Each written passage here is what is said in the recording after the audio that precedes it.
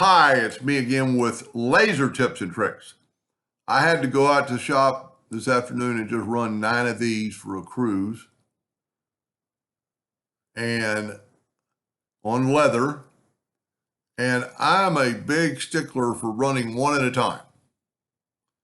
I normally like vector cut a circle. And if you notice, I cut a circle that is the size of that object and then a little bit larger because when you're using leather, it's got a little fringe on it, or at least these coasters do. So that way you can kind of get it in line. So I ran just one for a test to get my setting. And for you that might want to know, I have a 60 watt Epilog Fusion M2, and I ran this at 80 speed, 80 power, and 300 dots per inch. That your lower dot per inch and you don't want to wipe off leather. Even water or alcohol will make it darker. So I'm a stickler for one at a time, and I'll be the first one to admit that. The placement, and I always thought, well, it doesn't take any more time just to open the lid and put one in. And then I started realizing the laser head, even for one, goes like way past it on both sides. Well, that's time.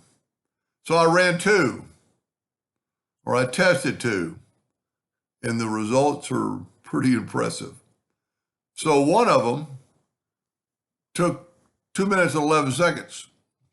So one of them took 2 minutes and 11 seconds. Two of them only took 2 minutes and 58 seconds, which is 1 minute and 48 seconds. Three of them, that's all I did, took 1 minute and 24 seconds each. If I would have done a whole row, and that's the only thing that really matters, unless you're doing, because it's not going to save you any time. If you were doing hundreds of these and you had two machines and, you can sit there and watch them. But I got it down from 2 minutes to 55 seconds apiece. It's because of that. If you watch your laser head, this is your laser head, let's say if it was doing this one right here, it would probably go from there to there and back. It's going past and turning, or not turning around, but just going back and forth. I find, I always keep scrap plywood around.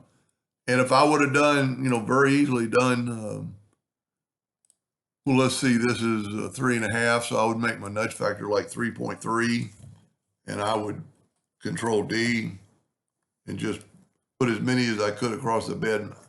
And I got 12 this time.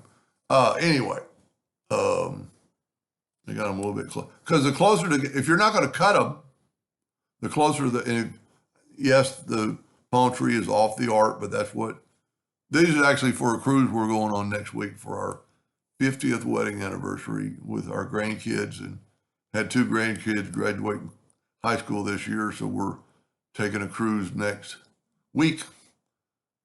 And anyway, that's just I will never probably do one again at a time. I see people using the rotary that put 2 cups together. That's still not going to make any sense to me ever. I don't think it saves time.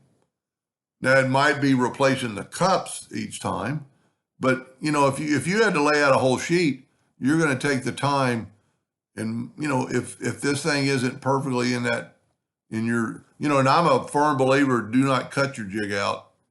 If you're doing 100, maybe cut them out and put them in the hole.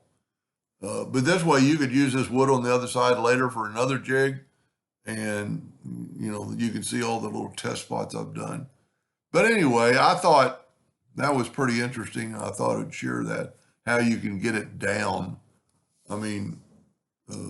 So if I would have done 9, it would have taken me, like 20 minutes, where if I did 3 at a time, it was, like 7 minutes and did the 9. Anyway, I hope that helped a little bit. Thank you for watching.